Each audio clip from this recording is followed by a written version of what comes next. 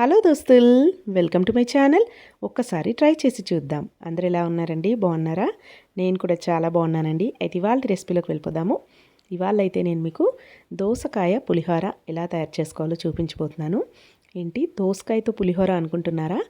అవునండి, కూర దోసకాయతోటి ఇలా కనుక పులిహోర చేశారంటే అద్భుతంగా ఉంటుంది. అసలు మనము దోసకాయతో చేసామా అని మనకే డౌట్ వస్తుందన్నమాట. అంత బాగుంటుంది. అచ్చు నిమ్మకాయ పులిహోరలాగా ఉంటుందన్నమాట.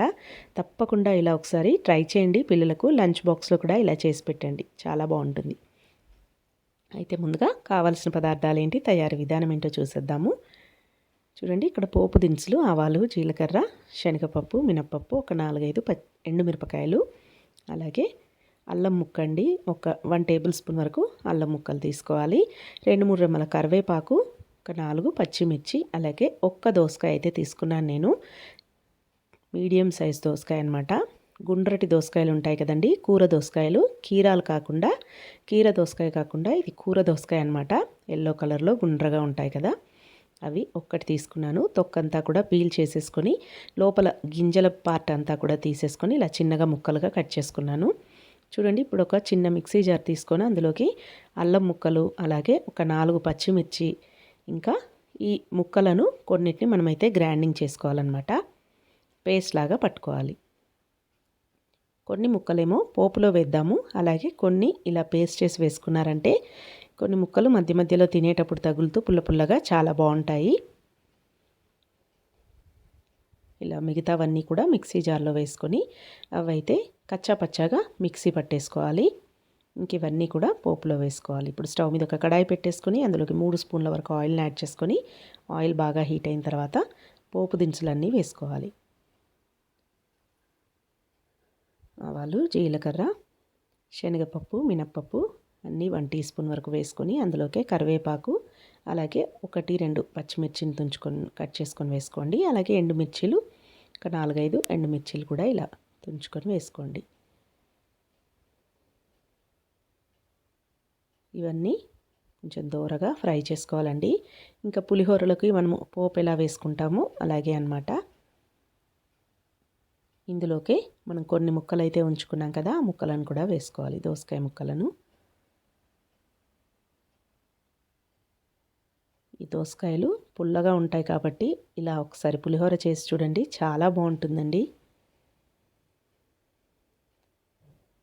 ఇలా ఈ ముక్కలు కొంచెం నూనెలో మగ్గేంత వరకు కలుపుకుంటూ ఫ్రై చేసుకోవాలి. ఈలోపు మనం ఇలా ఈ మిక్సీలో వేసుకున్న దాన్నంతా కూడా ఇలా కచ్చా పచ్చాగా మిక్సీ పట్టేసుకోవాలి. ఇంకా దీంట్లో వాటర్ కంటెంట్ ఉంటుంది కాబట్టి ఇలా మెత్తగానే మెదిగిపోతుంది. మనం ఎక్స్ట్రా వాటర్ ఏమీ వేయాల్సిన అవసరం లేదు. చూడండి, ఈ దోసకాయ ముక్కలు కూడా ఒక 5 మినిట్స్కే ఇలా మెత్తగా మగ్గిపోతాయి. ఇప్పుడు ఇందులోకి మనం మిక్సీ పట్టుకున్న పేస్ట్ అంతా కూడా వేసుకోవాలి. వేసుకొని ఇంకా స్టవ్ని కొంచెం మీడియం ఫ్లేమ్లో పెట్టుకొని ఇదంతా కూడా బాగా కలుపుకుంటూ ఈ పేస్ట్లో ఉన్న వాటర్ కంటెంట్ అంతా కూడా డ్రై అయిపోయే వరకు కలుపుకుంటూ ఫ్రై చేసుకోవాలి.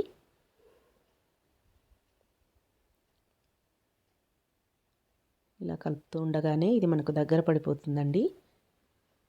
ఇప్పుడు ఇందులోకి ఒక 1/2 టీ స్పూన్ వరకు పసుపు, అలాగే 1 టీ స్పూన్ వరకు సాల్ట్ యాడ్ చేసుకోవాలి.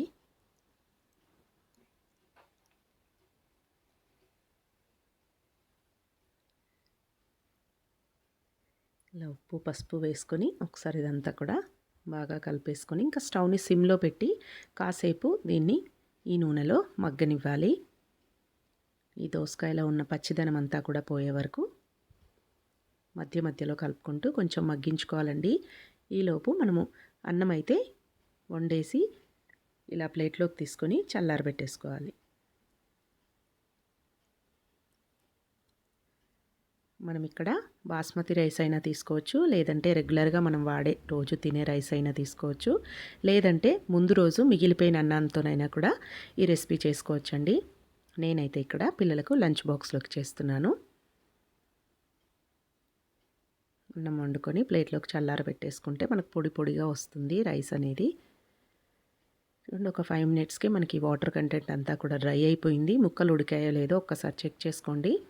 దోసకాయ కూడా తొందరగా ఉడికిపోతుందండి, పెద్దగా టైం పట్టదు. ఈ గ్రేవీ అంతా కూడా వేగేలోపే మనకి ఇక్కడ దోసకాయ ముక్కలు కూడా మెత్తగా ఉడికిపోయాయి. ఇప్పుడు ఇందులోకి మనకు కావాల్సిన రైస్ క్వాంటిటీనే యాడ్ చేసుకోవాలి. అయితే ఇందులో మనం ఎర్రకారం వేయం కాబట్టి మనం తినే స్పైసీనెస్కి సరిపడా పచ్చిమిర్చిని అయితే ముందే పేస్ట్లో వేసేసుకోవాలి.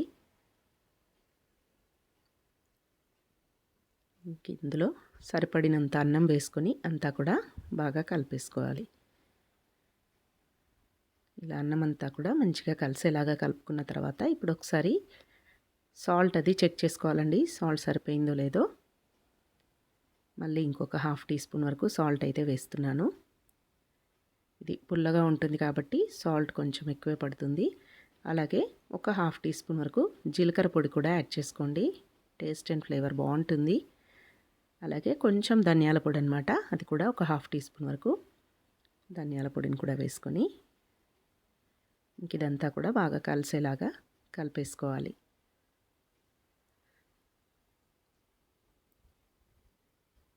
ఇలా అంతా కూడా మంచిగా కలిపేసుకొని చివరిగా ఒక పిరికెడు కొత్తిమీరను కూడా యాడ్ చేసుకోవాలి.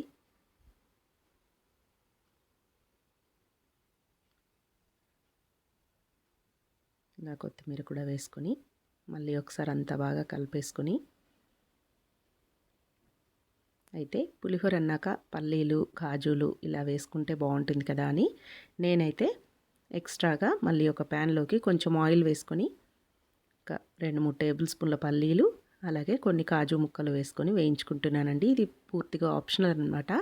మీరు కావాలి అనుకుంటే వేసుకోవచ్చు, లేదంటే ఇది స్కిప్ చేసేయచ్చు. మధ్య మధ్యలో పల్లీలు కాజులు ఇలా తింటూ ఉంటే బాగుంటుంది కదా, పంటి కిందికి వస్తూ ఉంటే అని నేనైతే యాడ్ చేశాను. ఇవి కావాలంటే పోపులో కూడా వేసుకోవచ్చు, కాకపోతే మనము ఆ మసాలా పేస్ట్ అంతా వేసి మగ్గిస్తాం కాబట్టి కొంచెం మెత్తబడతాయి కదండి. అందుకని నేనైతే చివర్లో ఇలా పల్లీలు కాజులు ఫ్రై చేసుకొని యాడ్ చేశాను. ఇలా అయితే ఏంటంటే మనకి ఇవి క్రంచీగా తగులుతూ ఉంటాయండి. తినేటప్పుడు బాగుంటుందన్నమాట. అన్నం తినేటప్పుడు పిల్లలు కూడా ఇష్టంగా తింటారు. ఇలా మధ్య మధ్యలో పల్లీలు కాజులు వస్తూ ఉంటే వాళ్ళకు కూడా నచ్చుతుంది. తప్పకుండా ఇలా ఒకసారి ట్రై చేయండి. చాలా అంటే చాలా బాగుంటుంది.